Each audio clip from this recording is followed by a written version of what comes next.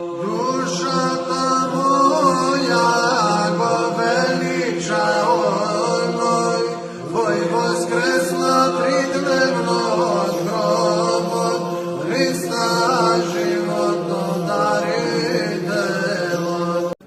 Кога дојдов во манастир, бев многу млад.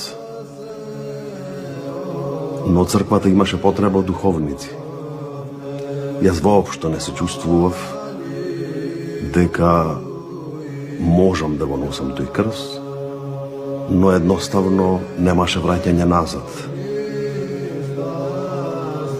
Се чувствував недостоен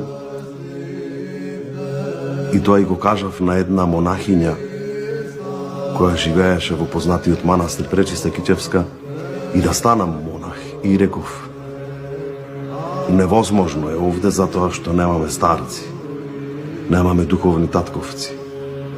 А таа помнам, секогаш одсечно одговараше и ми рече,